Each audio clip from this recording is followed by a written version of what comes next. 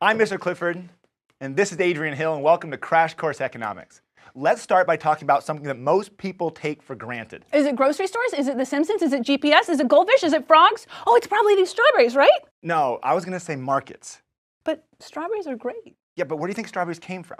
The ground, the farmer, the market, the grocery store, the miracle of life. Now look around you. Where did all that stuff come from? And who made it? And why?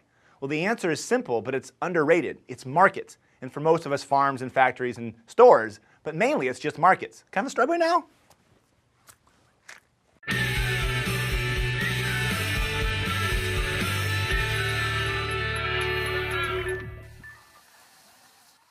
So a market is any place where buyers and sellers meet to exchange goods and services. The key to markets is the concept of voluntary exchange. That is that buyers and sellers willingly decide to make a transaction. Let's say you go to a farmer's market and you buy a box of strawberries for $3. You value the box of strawberries more than the $3 you gave up to get it. The seller valued the $3 more than the box of strawberries. The transaction's a win-win because you got your strawberries and the farmer got his money. You both felt better off. That's voluntary exchange. This same process happens in the labor market. Say that instead of the farmer's market, you bought your strawberries at your local supermarket. The cashier voluntarily decided to work there. He values the $10 an hour he makes there more than he does sitting at home watching The Walking Dead. At the same time, the owner of the store values the labor of the cashier more than the $10 an hour she pays him. And so it goes on and on, all the way up the chain of production, from the driver that delivered the strawberries, to the farmer that grew the strawberries, to the tractor that the farmer purchased. The point is that markets are everywhere, and most are based on voluntary exchange. The part of all this that most people take for granted is how efficient the system is. Competitive markets turn out to be pretty great about allocating or distributing our scarce resources towards their most efficient use. So if farmers produce like too many strawberries, then the price will fall as sellers try to sell them off. Lower prices means less profit to strawberry farmers, and those farmers will have an incentive to produce something else, like lettuce or Brussels sprouts. So if farmers don't produce enough strawberries, buyers will bid up the price, and the farmers will have an incentive to produce more, which then drives down the price. And that's like magic, except it's not. The information that markets generate to guide a distribution of resources is what economists call price signals. Markets also incentivize the production of high-quality products. If the strawberries are brown and nasty, then no one's going to want to buy them. And if the tractor's a piece of junk, the strawberry farmer is going to tell other farmers to buy some other tractor. Now, ideally, the eventual result of voluntary exchange is that sellers can't make themselves better off without producing something that makes buyers better off. Businesses, in particular large corporations, are often villainized for being greedy, heartless institutions that take advantage of consumers. But if markets are transparent and buyers are free to choose, then businesses will have a hard time taking advantage of people. Now, obviously, greed and deception happen in real life, and there are situations when consumers don't have a choice.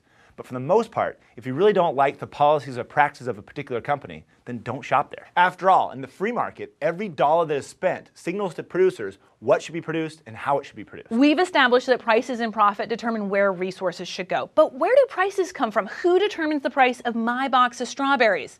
To answer that, we're going to draw, get ready for it, supply and demand. Let's go to the runway.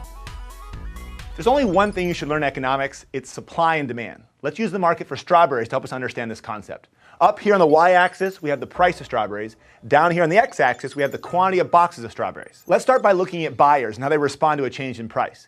If the price goes up for strawberries, then some buyers will go buy blueberries or they'll go on that all-bacon diet. The point is, they're going to buy less strawberries. And if the price goes down for strawberries, then people are going to buy more. And this is called the law of demand. When the price goes up, people buy less. When the price goes down, people buy more. On the graph, it's shown by a downward sloping demand curve. Now let's think about sellers, like the farmer in the farmer's market. If the price of strawberries goes up, then that farmer will make more profit, so he'll have an incentive to produce more strawberries. If the price goes down, then he's not going to want to produce strawberries. That's called the law of supply. And on the graph, it's shown by an upward sloping supply curve. Now let's put demand and supply together. If the price is really high at $10, then producers would like to produce a lot of strawberries, but consumers won't want to buy them. This mismatch is called a surplus. And if the price goes down for strawberries, let's say down to $1, then buyers want to buy a whole lot, but producers won't have an incentive and they'll produce very little. Again, you have a mismatch, but this one's called a shortage. And there's only one price where the quantity that buyers want to buy is exactly equal to the quantity sellers want to sell. And it's right here where supply equals demand. The price is called the equilibrium price, and quantity is called the equilibrium quantity. Okay, sure your graph makes sense, but the price of strawberries isn't always $3. Sometimes it goes up to $6. And at Whole Foods, local, artisanally grown strawberries, the fancy strawberries, can cost upwards of $12. But I guess Whole Foods is a whole other world where price has nothing to do with realistic economics. We'll stick to normal strawberries. In fact, the prices for all sorts of stuff change all the time. External forces can shift both the supply and demand curves, changing the equilibrium price and quantity. For example, let's assume that this graph shows the demand and supply of strawberries in the summer. What happens in the winter? Will the change in weather affect buyers' demand or producers' supply? Spoiler alert, it's supply. Colder temperatures make it harder to grow strawberries. The result is the entire supply curve is going to shift to the left. This is because at all possible prices, there would be fewer strawberries produced. That's it. This graph is just a tool that economists and everyone else use to show the results of a change in a market. I know it seems complicated at first, but there are really only 4 things that can happen in a market. Supply can decrease, supply can increase, demand can decrease, or demand can increase. Some people might want to talk about a price being fair or right. Well, that all depends on your point of view. The buyer always considers a low price to be a very fair price, while the seller considers it unfair, and vice versa. In general, economists don't really like to push opinions about prices. Voluntary exchange suggests that the price is there for a reason. For example, assume the demand for strawberries inexplicably falls, so the demand curve shifts to the left and the equilibrium price and quantity fall. Farmers might go to the government for assistance, but most economists would argue there is no reason to bail them out. The market's spoken. Strawberries are so over. Furthermore, if the government helps the farmers by giving them a subsidy, it would be putting resources towards something that society doesn't value. That would be inefficient. Luckily, every reasonable person on Earth values strawberries, so they continue to get produced. Now, the downside is the supply and demand model only applies to analyzing strawberries. No, I'm just joking. It applies to all sorts of stuff. In fact, let's look at a market for a commodity known for its volatility, both because of its fluctuating prices and because sometimes it explodes. Gasoline. Now, when you see gas prices, they're moving all over the board. That's just demand and supply. For example, in 2014, the retail gas prices in the United States fell dramatically. Why? Well, it was demand and supply. The economies of both Europe and China weakened, which decreased the demand for gasoline, shifting the demand curve to the left. At the same time, new fracking technology and restored production of oil in Iraq and Libya caused the supply of gasoline to increase or shift to the right. The combination drove gas prices down by more than 40% per gallon. And that's it. Now you can tell all your friends you understand supply and demand. It's a big day for you. It's a big day. So markets and supply and demand are awesome. But sometimes they're not awesome. For example, we don't want to use the market approach when it comes to firefighters. 911, what's your emergency? My house is on fire. How much do you charge to put it out? It'll be $10,000. What's your credit card number? They're all melted. Okay, that one's obvious, but what about the market for human organs? After all, there's a huge shortage and thousands of people die each year waiting for transplants. Should there be a competitive market for human kidneys? A free marketeer would say, sure, why not? If a donor wants $15,000 more than he wants his other kidney, why stop him? Well, ethics. I mean, there's several problems that arise with an unregulated market for human kidneys. First is the moral question. Is it fair for a poor person who can't afford a kidney to die while a rich person lives? Well, probably no, not at all. Another problem results from the law of supply. When there's an increase in the price of kidneys, there's an incentive for people to steal and sell kidneys.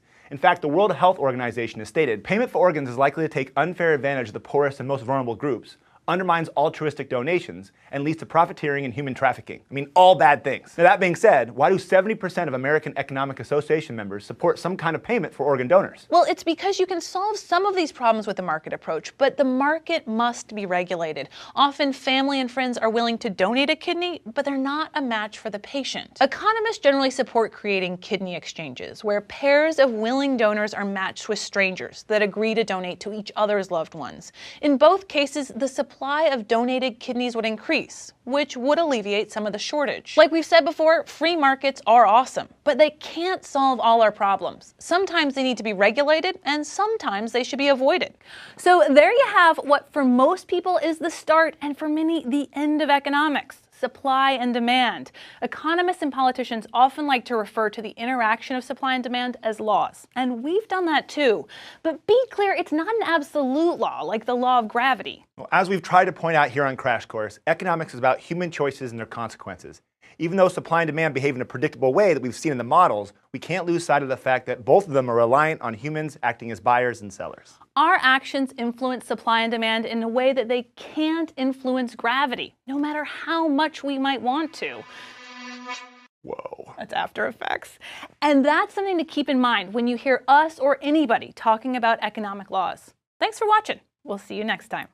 Thanks for watching Crash Course Economics. It was made with the help of all these nice people. You demanded it, and they supplied it.